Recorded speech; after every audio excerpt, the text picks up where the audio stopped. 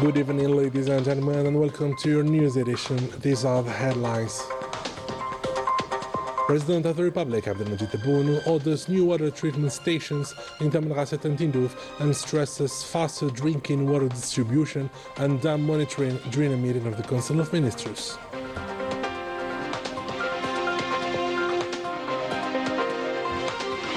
Talks by the President of the Republic, the Foreign Affairs Minister represents Algeria at the 48th Executive Council of the African Union. Jbel Onq Annaba Railway boosts regional industrial growth in the region. Washington Post names Algeria top global tourist spot for 2026.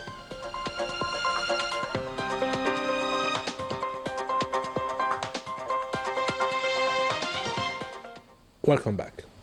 The President of the Republic, Abdelmajid Tebboune, Commander-in-Chief of the Armed Forces, Minister of National Defense, chaired the Council of Ministers meeting on the monitoring of measures to ensure the supply of national market with widely consumed products during the month of Ramadan and the progress of the complementary programs for the provinces of Khanchla, Tismsilt, Jelfa and Tindouf. Following the presentation of the Cabinet's agenda and the government's activities over the past 2 weeks by the Prime Minister, the President of the Republic issued the following instructions, orders and directives. Regarding the water sector, the President of the Republic instructed the Minister of Hydraulics and Water Security to launch the construction works of 2 water desalination plants in Taman Rasset and Tindouf within the next month, considering the 2 projects as strategic for the inhabitants of the south of the country. The President ordered the construction of a water treatment station in Tindouf to purify wastewater, particularly for promising agricultural projects. The President also instructed the Minister of Hydraulics to redouble precautions and vigilance during the discharge of excess water from full dams. The President insisted on the necessity of respecting national drinking water distribution plans throughout the year, considering that the interruption of water supply in Chlef is unacceptable and that those responsible would be held accountable. Regarding the general preparations for Ramadan, the President instructed to provide all the necessary conditions for citizens to spend the month of Ramadan in comfort and peace, given its holiness.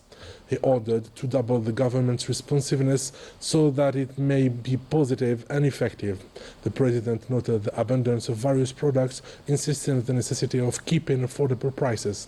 Regarding the progress of complementary programs for the provinces of Khanchla, Tismsilt, Jelfa and Tindouf, the President of the Republic praised the implementation of all the programs and projects within their specified deadlines. The President instructed the government to prepare new complementary programs for the benefit of least developed provinces, particularly those recently created. Prime Minister Seif Ariab took part via video conference in the 43rd session of the Heads of States and Government Committee of the African Union Development Agency.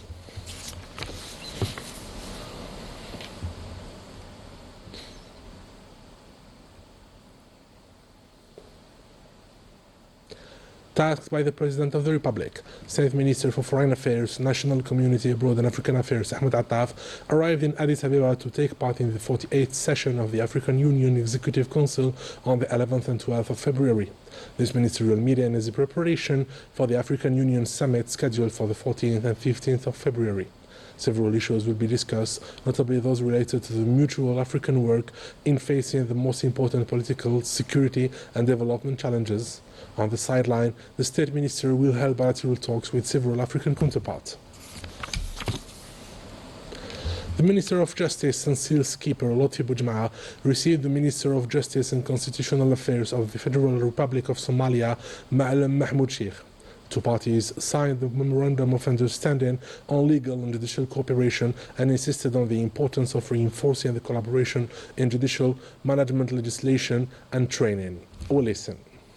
The Memorandum of Understanding gave significant importance to strengthening capacities in the areas of training and professional development for judges and members of the public prosecution.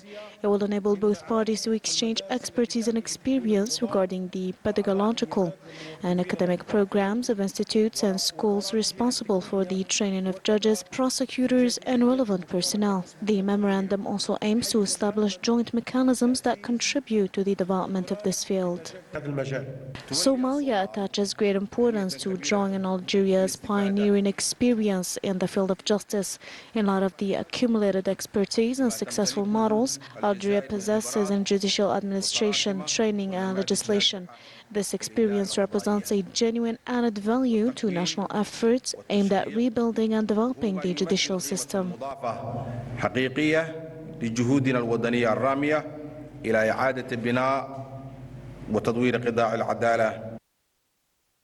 Algeria is pushing ahead with one of the most technically challenging segments of its Eastern Mine Railway, a flagship infrastructure project aimed at moving millions of tons of phosphate from Tbessa to the port of Annaba. Melissa de la Balaman. The Bukab section in the province of Soqahras is among the most technically demanding segments of the Eastern Mining Railway project. The stretch spans 121 kilometers and forms part of a strategic 422-kilometer rail corridor linking the phosphate mines of Tbessa to the port of Annaba. The alignment includes 46 viaducts and 10 tunnels. Construction is taking place in areas with exceptionally difficult terrain. This segment forms the backbone of the integrated phosphate project in eastern Algeria. Built as a double-track line and supported by a full upgrade of rail infrastructure, it will be capable of carrying up to 23 million tons of phosphate annually. The completion of this strategic rail link is a priority for the President of the Republic. It will enable phosphate to be transported to Wed Kibrit for processing before being moved north towards Annaba. The project is being delivered by national companies working in partnership with international experts, with construction advancing at a steady pace. المقطع هذا تقريبا نقدر نقولوا حتى المارس 2026 راح نسلموا 70. We aim to complete around 70% of this section by March 2026. The remaining 30%, roughly 121 kilometers between Gelma and Soqahras, crosses highly complex terrain and additional resources will be deployed to accelerate progress. نعاودوا نضاعفوا الامكانيات وباش نحاولوا نكونوا ان شاء الله في القريب العاجل ان شاء الله. Once the engineering challenges are addressed, the railway is expected to become a key driver of regional and national development, helping to attract investment and create jobs. With Ramadan drawing near, economic operators have intensified efforts to ease pressure on households. Proximity markets are rolling out nationwide to ensure access to basic consumer goods at affordable prices. Basma Far. With the approach of the blessed month of Ramadan, economic operators have launched a broad mobilization. Proximity markets are spreading across the country, strengthening supply channels and ensuring families access to basic consumer products until the end of Ramadan. We are offering imported sheep meat from Spain at 2,080 dinars per kilogram, while meat imported from Brazil is available starting from 1,100 dinars. Essential products remain affordable with prices kept under control. Flour is sold at 135 dinars, semolina at 400 dinars per 10 kilograms, sunflower oil at 590 dinars, and rice at 150 dinars. These proximity markets bring together traders, local producers and wholesalers with a single framework. The objective is clear: sell directly to the consumer at studied prices and in sufficient quantities. Regular availability is ensured as part of the broader plan to stabilize prices and combat speculation during this period of high consumption. Each year, the government ensures that essential products remain accessible to all citizens. Products are offered at reasonable prices, allowing consumers to shop calmly through the month of Ramadan. In Algiers alone, 18 proximity markets have been set up. At the national level, 560 markets are operating across the four corners of the country. Their goal is to bring large-scale consumer products closer to citizens at competitive prices. With the natural rise in household needs during Ramadan, these proximity markets have become a practical tool to support purchasing power. Direct distribution now stands as a buffer against price hikes, ensuring a more stable market and promoting responsible consumption. In France, the Grand Mosque of Paris has launched a glossary of key Islamic concepts aiming to clarify terminology, foster dialogue, and guide public debate amid widespread misconceptions about Islam. Basma Far. The Grand Mosque of Paris has released a glossary outlining key Islamic concepts in today's context. Developed over several months with imams, theologians, and civil society figures, the initiative aims to clarify terminology amid ongoing confusion about religion in France. Its authors stress that the work does not alter the foundations of Islam. This does not affect the fundamentals of Islam, nor matters of belief, nor Sharia. It focuses solely on clarifying terminology and on how certain concepts are understood and used in today's context. This approach builds on a long-established method dating back to the early centuries of Islam, namely consultation and interpretive effort in response to new realities.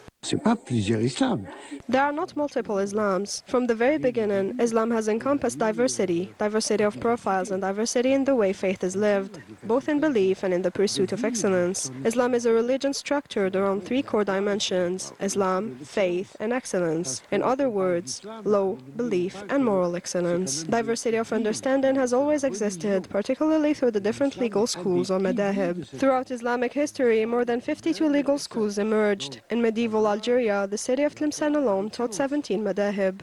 Donc cette notion qu'il y ait une diversité de compréhension. It calls for an adaptation that allows today's societies to address unprecedented issues, not only within a framework of coexistence, but also through new ethical approaches raised by contemporary realities.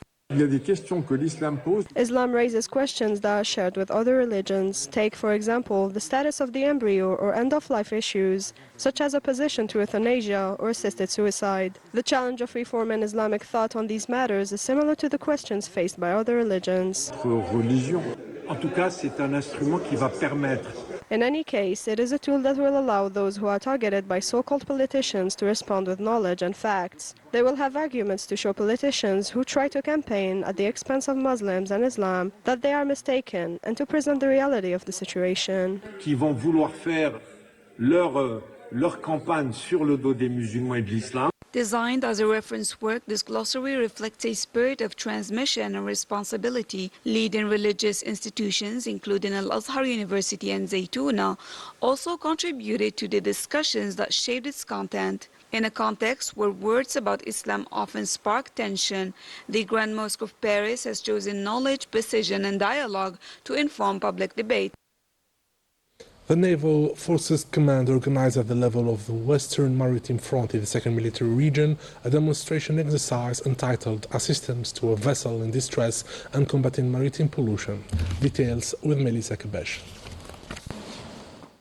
The exercise was supervised by Major General, Commander of the Western Maritime Front, accompanied by the Governor of Oran and the presence of representatives from various relevant ministerial sectors, including the Ministries of Interior and local authorities, transport, hydrocarbons and mines, post and telecommunications, health, environment and quality of life, as well as foreign observers.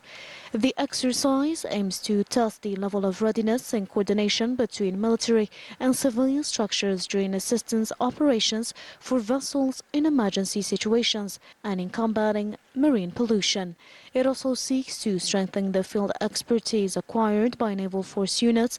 In addition, the exercise highlights best practices in managing marine environmental crisis and assesses the resilience and effectiveness of the resources deployed at all levels, with a focus on mastering maritime investigation procedures and identifying ways to improve them.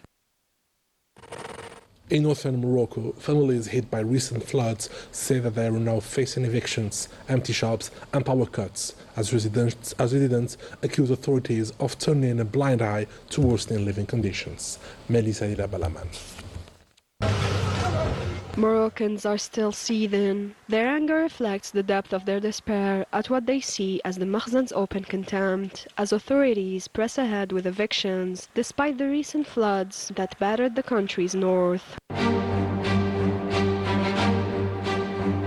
Is anyone here? I think someone's drowning.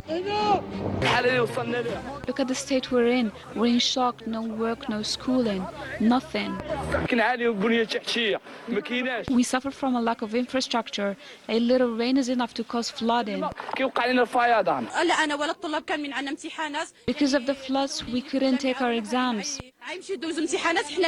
In these remote areas, several families say they are now living without decent housing and without the means to survive. Shortages of basic goods and repeated power cuts have only made matters worse.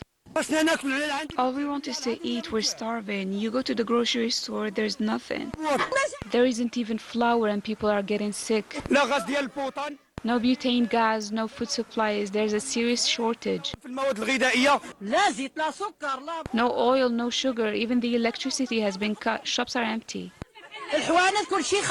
Caught between evictions, demolitions, flooding, and supply shortages, residents say they feel abandoned and are calling for urgent measures to improve their daily lives. An appeal the Makhzan appears unwilling to answer. And we wrap up our edition with the Washington Post that ranked Algeria among the best touristic destinations for the year 2026 for its rich history, diverse culture, and stunning coastline, alongside its unique geography, earning it a prominent place in the global travel spotlight.